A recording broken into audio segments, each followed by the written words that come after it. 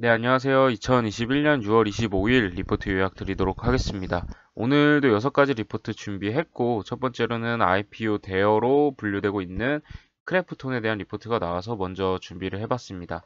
메리츠 증권의 김동희님의 리포트를 요약 참고했고요.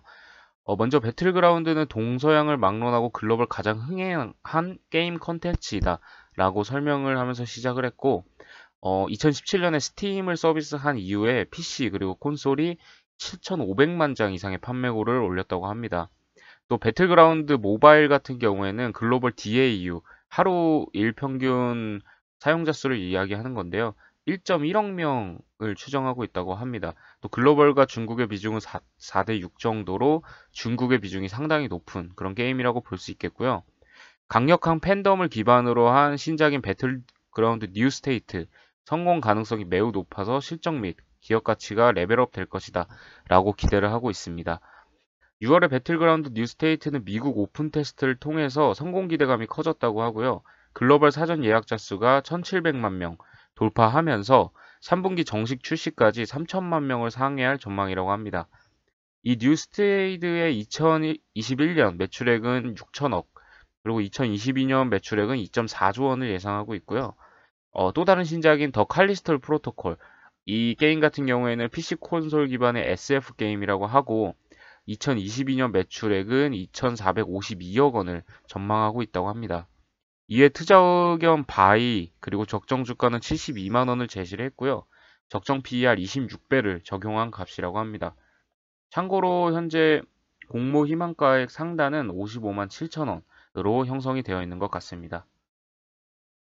네, 다음으로 골프존에 대한 리포트인데요. SK증권의 윤혁진님의 리포트를 참고했습니다. 먼저 실적 면에서 살펴보면 2분기 매출액 1,000억 원, 그리고 영업이익 289억 원으로 또 영업이익률 28.9%로 높은 영업이익률을 보이고 있고 다시 분기 사상 최대 실적을 갱신할 것으로 전망한다고 합니다. 2분기는 일반적으로 스크린 골프 비수기라고 하고요. 당초에 전분기비 감익을 전망을 했지만 가맹점들의 스크린 골프 영업 호조에 따라서 신규 가맹점이 증가가 지속되고 있다고 합니다. 또 스크린 골프 라운드 수는 수도권이 여전히 오후 10시까지만 영업 가능한 상황에서도 오히려 호조를 보이고 있는 것으로 추정한다라고 요약을 해주셨고요. 골프존 같은 경우에는 수도권의 가맹점에 약 50% 정도가 모여 있어서 7월 5일부터는 변경되는 영업시간 제한 완화의 수혜가 예상된다고 합니다. 또 스크린 골프 피크 타임이 오후 7시부터 밤 11시까지이기 때문에 기존 10시에서 지금 12시로 영업시간이 늘어난다면 일평균 라운드 수는 기존 대비 최대 1라운드가 증가할 것으로 전망한다고 합니다. 참고로 1분기의 가맹점 라운드 수 평균은 7.6회 정도라고 하네요. 또 백신 접종에 따른 경제활동 정상화로 인해서 2022년 실적 우려가 있기는 하지만 신규 골퍼의 유입이 골프존 호실적의 핵심이기 때문에 성장이 지속될 전망이라고 합니다. 또 매년 800억 원 이상의 영업활동 현금 흐름이 쌓이고 있어서 신규 사업에 대한 기대감도 높아지고 있다고 하고요. 목표 PER 13배를 유지하며 상향된 기존의 14만 원에서 16만 원 목표를 제시한다고 합니다. 이 골프존 같은 경우에는 요즘 MZ세대, 밀레니엄 세대들이 관심을 많이 가지면서 신규 골퍼들이 많이 늘어나고 있는 상황이라고 합니다. 앞으로도 큰 성장세가 있을 것으로 전망되는 업종 중에 하나인 것으로 판단이 되고 있습니다. 네, 다음은 이베이 코리아 인수 이슈가 있는 이마트에 대한 리포트고요. 유한타증권의 이진엽님의 리포트를 참고했습니다. 우선 동사는 이베이 코리아의 지분 80%를 3.44조 원에 인수한다고 공시를 마쳤고요. 이 인수 자금 같은 경우에는 현재 보유하고 있는 현금성 자산 1.06조 원, 그리고 가양점 등 자산 매각 대금 약 0.9조 원 등을 감안했을 때 1.5조 원 정도의 추가 조달이 필요하긴 하지만 보유하고 있는 부동산 그리고 삼성생명 지분을 활용할 수가 있고 차입 등도 가능하기 때문에 자금 조달 측면에서는 크게 어려움이 없을 전망이라고 합니다. 하지만 전체 인수대금을 차입으로 조달한다고 했을 때도 800억에서 900억 정도의 이자를 내게 되는데요. 하지만 이베이 코리아의 지난해 영업이익이 850억 원 수준임을 고려했을 때 실적의 부담은 크지 않을 전망이다 라고 이렇게 요약을 해주셨습니다. 또 이베이 코리아 인수가 양질의 무형 자산을 확보했다는 것에 의의가 있다고 하는데요. 동사 같은 경우에는 이커머스 사업의 접목 시 플랫폼 고도화 등의 시너지 창출이 가능하다고 하고요. 대표적인 예가 월마트의 제트닷컴 인수 사례라고 합니다. 이베이 코리아의 무형자산이 뛰어난다는 것을 알 수 있는 대표적인 예가 풀필먼트라고 합니다. 2014년 스마일 배송이라는 풀필먼트 서비스를 개시했고 7년간 운영해오고 있다고 하고요. 풀필먼트라는 것이 단순히 물류창고에 상품을 보관하고 배송하는 것이 아니라 어떠한 시스템을 연동하는 개발 작업 같은 것들이 필요하기 때문에 난이도가 높은 서비스입니다. 하지만 이를 장기간 운영해왔다는 것은 이베이 코리아의 노하우 그리고 개발 능력을 높이 평가할 수 있는 대목이라고 합니다.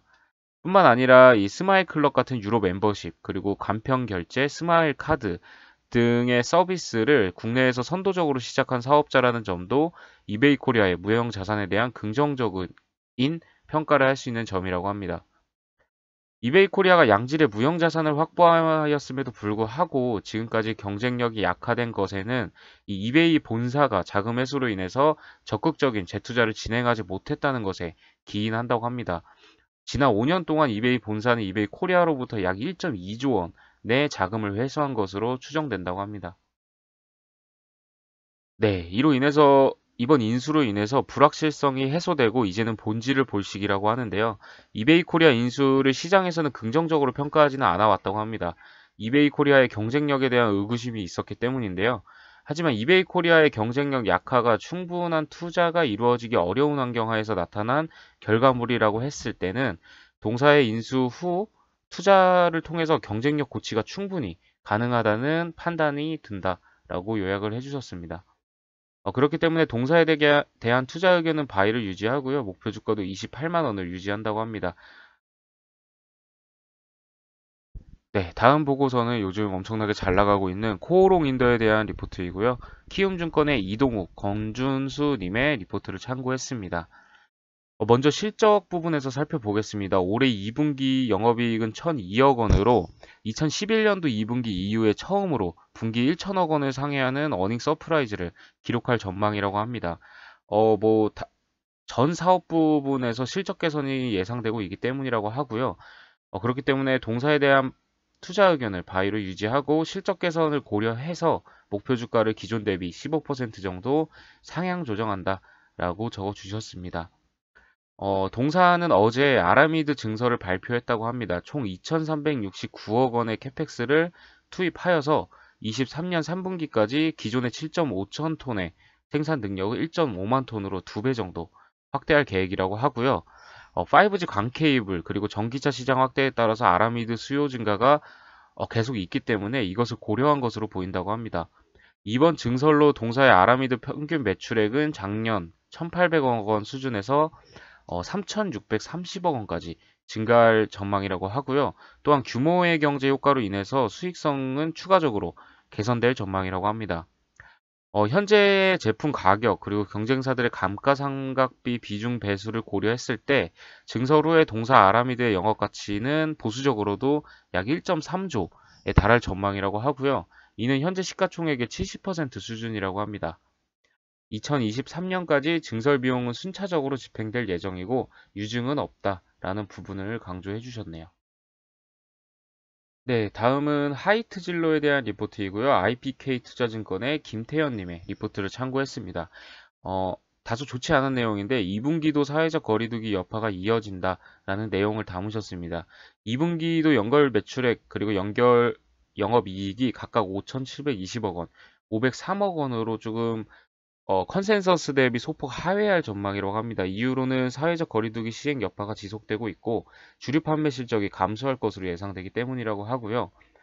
각각 그 제품 부분으로 살펴봤을 때 맥주 같은 경우에는 영업이익이 102억 원을 예상하고 있고 전년 동기 대비 15% 정도 감소한 수치입니다.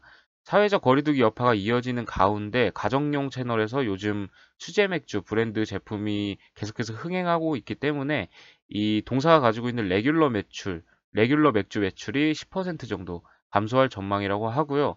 더욱이 발포주, 필라이트죠. 발포주도 최근 맥주업계 신제품 출시가 잇따르면서 상대적으로 판매량이 감소하고 있는 것으로 파악된다고 합니다.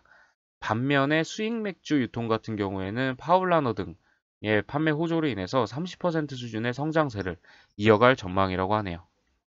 소주 부분에 있어서도 다소 부진할 전망이라고 합니다. 다만 비수도권 영업 확대 효과로 인해서 1분기 66% 수준이었던 마켓 쉐어를 2분기 67%를 상회할 것으로 예상된다고 하고요. 소주 수출 호조세도 이어질 전망이라고 합니다. 지난 1분기 일본과 동남아 MZ세대 중심으로 이 과일맛 소주 소비가 증가했다고 하고요. 동사의 이 리큐르주 수출이 174억으로 YOY 215% 정도 크게 증가할 예정이라고 합니다. 2분기 동사의 수출 실적도 양호한 성장세를 나타낼 것으로 예상된다고 하네요. 네, 7월 거리두기 개편안 적용에 따른 하반기 업소용 주류 판매 실적 개선은 기대된다고 합니다. 이에 따라 매수 의견과 기존 목표가는 그대로 유지를 한다고 하네요. 네, 다음은 또 다른 게임 업체인 웹젠에 대한 리포트입니다. IBK 투자증권의 이승훈님의 보고서를 참고했고요. 모멘텀이 약화되는 구간이다 라고 다소 좋지 않은 내용의 그런 제목으로 시작을 했습니다. 웹젠 같은 경우에는 하반기 신작 그리고 해외 모멘텀이 약화되면서 투자 심리가 약해지는 구간에 진입한 것으로 판단된다고 합니다. 2분기에 중국의 텐센트의 전민기적 2가 출시가 되었으나 매출 하향 속도가 예상보다 빠르게 진행되고 있고요.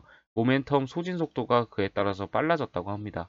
하반기 중국에서 뮤 IP 기반으로 출시되었던 게임을 국내에 퍼블리싱할 예정이긴 하지만 중국 내 추가 신작 게임 출시 그리고 흥행 게임의 국내 퍼블리싱 일정이 미정이기 때문에 모멘텀이 계속해서 약화되고 있다라고 객관적으로 평가를 해주셨네요. 네, 또 최근에 NC소프트가 이 R2M이라는 게임에 관련해서 지식재산권 소송을 제기하면서 투자 심리가 크게 위축되었다고 합니다.